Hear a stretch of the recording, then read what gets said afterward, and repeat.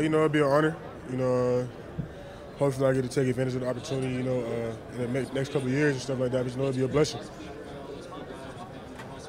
I talked to a lot of teams. Like yesterday, I talked to the Jets, Commanders, the Falcons, and the Seahawks. But I had 12 meetings on my first night, so that was a whole bunch of teams. So.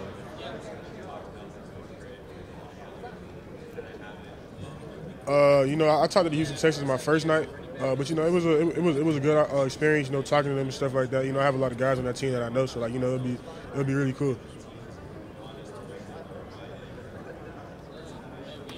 The meeting with the Falcons was great, but I got a good conversation with the coaches and stuff like that. We got to know each other more personally and stuff like that. So it was a good experience overall.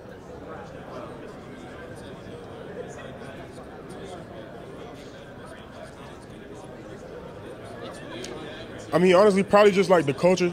They have a real good foundation. They have Coach George Smith that's there. They still have Coach Roger Harris that's there as well.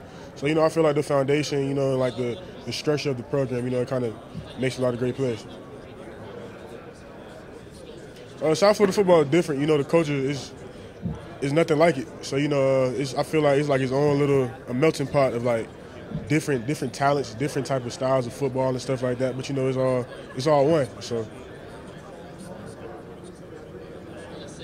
I didn't get a chance to talk to the Dolphins, but it'll definitely be fire, to play, down the street from where I stay. So it'll definitely be cool.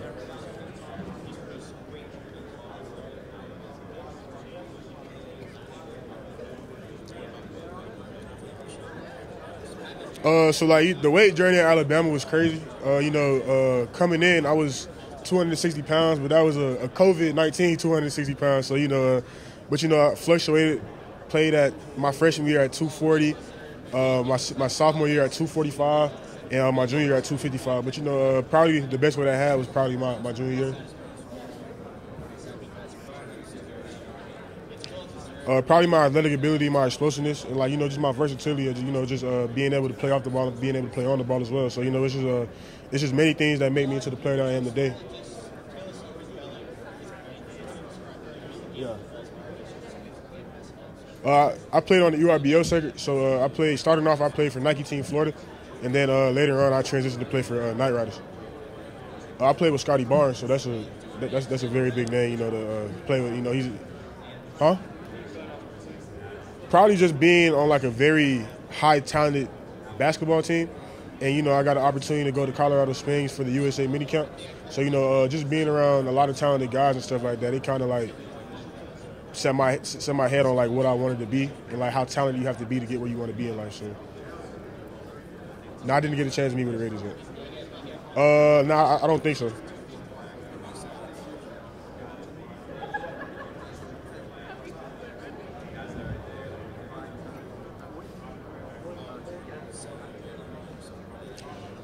Honestly, like every single day, well, first of all, we're close off the field, so we really just had a lot of fun, but we learned off each other and stuff like that. Everybody, all three of us are different in our own type of way, so we kind of just took bits and pieces from each other and just kind of molded into the game that we have now and stuff like that. But overall, we just had fun, so yeah.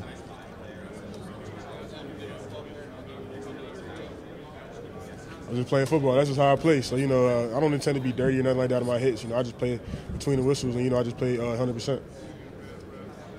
Nah, I don't think so.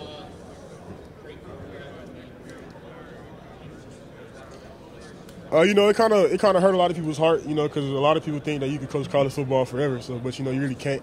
But I feel like he opened up a lot of opportunities. Touched a lot of hearts and touched a lot of minds as well. Of the players that he's coached. So. You said what? Probably having the self-discipline that I have now. And, I feel like self-discipline builds a lot of character. And with self-discipline, you can go a long way in life.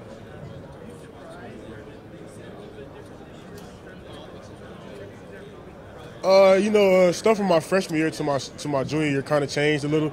But I wasn't surprised. He's been doing it since before I was born. So, I kind of understood it, where he was coming from and stuff like that. So, if it was his time to go, it was his time to go.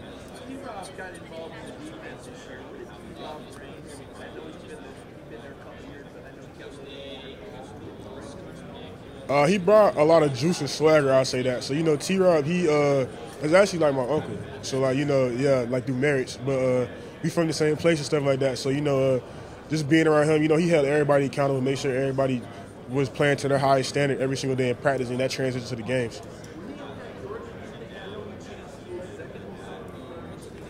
Yeah, I feel like every school that T-Rod been at, you know, he's impacted in a very good way. First you build routines, and then once you build a routine and a schedule, you know, that carries on to like how you go about life and stuff like that. So, you know, I took a lot of things from college, self-discipline wise.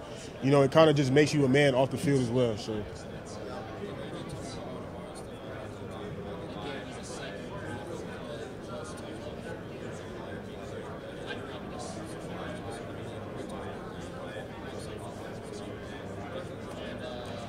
I mean, obviously the main difference between the next level and the college level is the talent level, of course. But, you know, you just always have to have that confidence stuff. You always got to put the work in every single day, you know, because you're a professional at the end of the day. Like, this is your job. So, you know, I feel like that's something that's very important.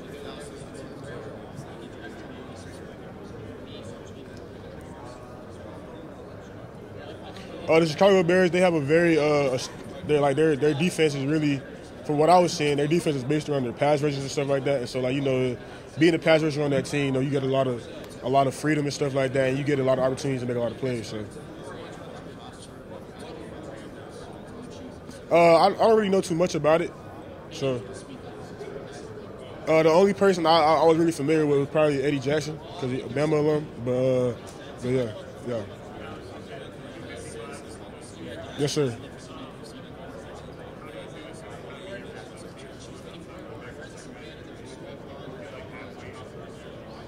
Yeah, I mean, I feel like that's probably the best way I can move at, for real. And, you know, I felt kind of powerful and stuff like that. And, like, you know, compared to the 225 my freshman year by the end of the season, you know, and the 255 I had my junior season, you know, it was I could tell the difference for sure in the strength, the power, and the explosiveness and stuff like that. But, you know, it felt good playing that 255 my junior year. So I feel like that could open up a lot of versatility and whatever defense, whatever type of scheme I'm in. So, yeah, just as fast, even faster in my opinion. So,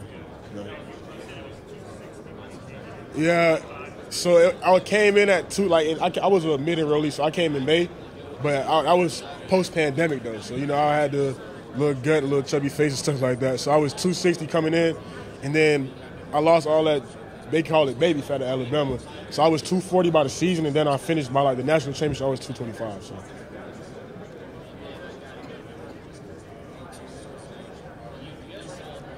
You got to give credit to the receivers for sure. So, Amari Cooper, C. Rid, Calvin Ridley, Pat Surtain for sure,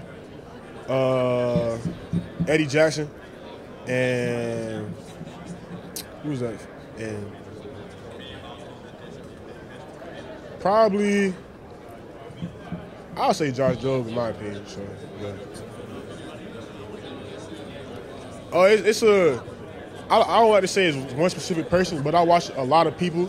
And, like, you know, just takes a lot of bits and pieces of, like, how they play and kind of mold it into my own way. So, like, guys like Daniel Hunter, Khalil Mack, Nick Bosa, Trey Hendrickson, and a lot of the dudes from the Dolphins, too, like Bradley Chubb, Jalen Phillips, and Van Ginkel. So, you know, it's a bunch of guys that I watch and try to model my game after.